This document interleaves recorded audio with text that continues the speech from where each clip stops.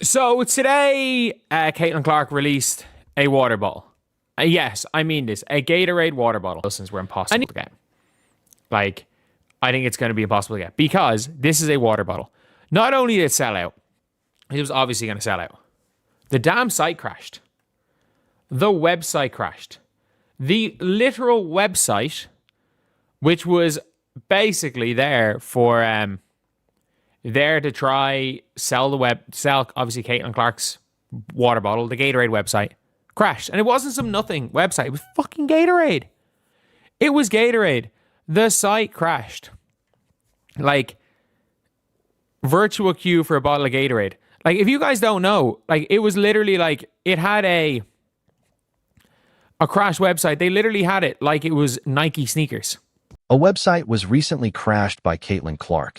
Not with a record-breaking performance, not with a water bottle, nor with a game-winning shot. A $20 bottle of Gatorade water broke the internet, sold out in a matter of seconds, and in some way provided us with all the information we require regarding the current situation. This one merits discussion. Please leave a remark below. Have you attempted to obtain a bottle of Gatorade? And if you did the website crash ruin you, or were you among the fortunate 2,200? First, let's put it simply before we continue. Going on, like, we are now in a situation where this Gatorade water bottle was limited to 2,200. And you might be saying, okay, yeah, it's going to be really difficult to get, which, duh. Anything Caitlin Clark limited to 2,000 is going to be really, really tough to get. Because, again, anything with Caitlin Clark's name on it is like gold dust. We do know that. We know that is something that is happening. And we know in general that like Caitlin Clark merch sells like crazy. And we know, everybody knows, the first batch of the Caitlin Clark shoes. A bottle of water. We are discussing a bottle of water.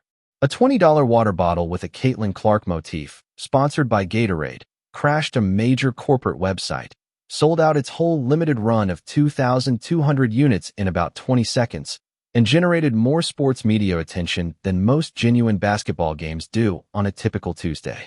That took place. It's true. This is the world in which we currently live, and nothing will adequately convey the commercial phenomenon that Caitlin Clark has become if that line doesn't. Sneakers. Like, I've never seen anything like that before. A damn water bottle. A damn water bottle crashed the fucking site. Like, it's going to sell out in seconds. There are 2,200 Caitlin Clark fans that will spend $20 on anything that says the word Caitlin Clark on it.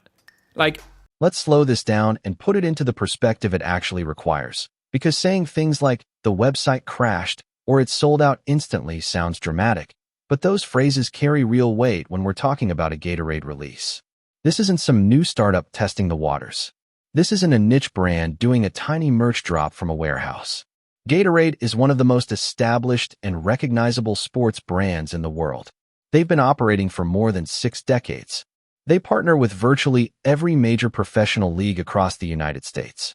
Their online systems are built to process massive traffic and millions of purchases. They're owned by PepsiCo, backed by the kind of corporate power that's designed to prevent technical meltdowns that smaller, unprepared companies face. And yet, Caitlin Clark's water bottle launch still managed to crash their site.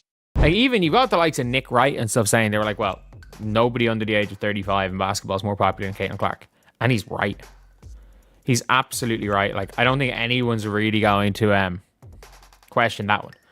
Like, under the age of 35, there is nobody, and I mean that when I say nobody, that is more popular than Caitlin. And that includes Wemby, that includes Luka Doncic.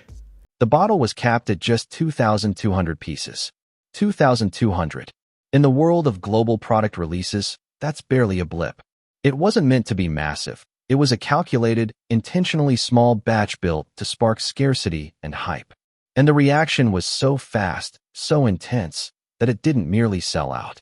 It triggered a virtual waiting room system similar to what appears during a limited Nike sneaker collaboration, complete with a countdown and traffic control measures.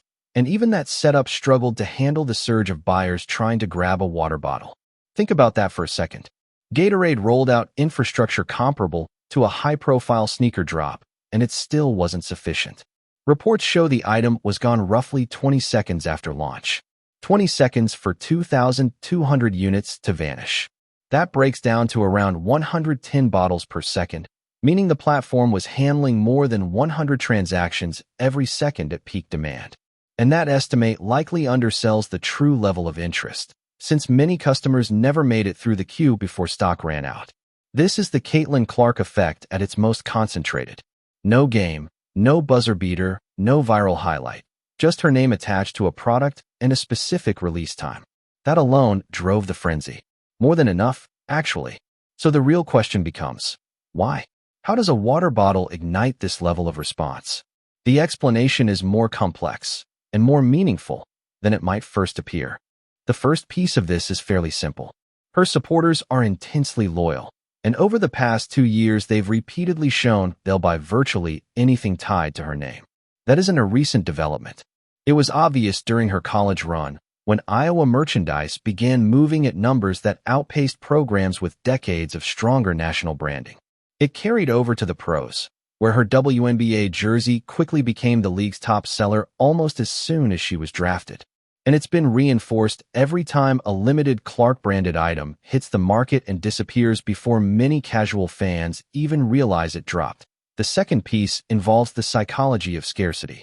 When only 2,200 units exist and Clark's name is attached, the purchase becomes more than a transaction.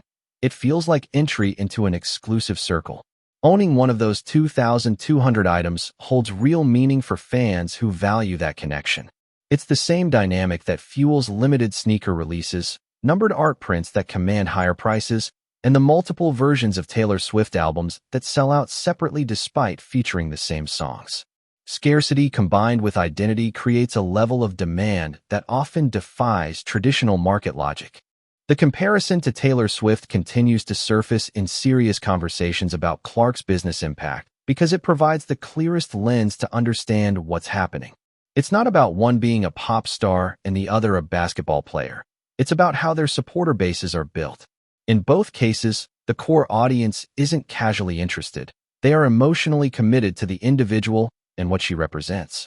Their connection goes beyond performance and extends into identity.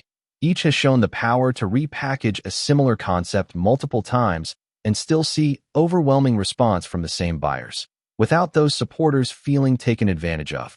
The demand they generate often exists outside the boundaries of standard consumer behavior. A common example is Swift issuing numerous editions of essentially the same album and watching devoted fans purchase several versions. Clark could mirror that model within her own space. Release one bottle, follow it with another variation, then introduce a slightly adjusted design in a new color. If each drop were capped at 2,200 units, it would likely vanish just as quickly every time. That level of attachment is real. What adds another layer of intrigue is the timing, considering where Clark and the WNBA currently stand amid the ongoing CBA discussions. The league is currently caught in a labor standoff, with team activities paused under a moratorium and real uncertainty surrounding whether the 2026 season will begin on time. Actual games are on hold while officials and union leaders debate revenue splits, policy details, and public pressure strategies. Yet in the middle of all that, Caitlin Clark is overwhelming a major brand's website with a simple water bottle release. The business side of the sport clearly doesn't shut down just because the games stop. Her capacity to drive sales, attract massive online traffic, and create demand powerful enough to strain corporate infrastructure doesn't rely on her being in uniform or stepping onto the court.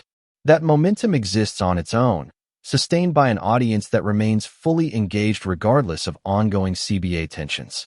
And that reality challenges the argument that a canceled season would automatically cause sponsors and brands to lose interest because the evidence suggests otherwise. Clark isn't playing, and the commercial impact is still impossible to ignore.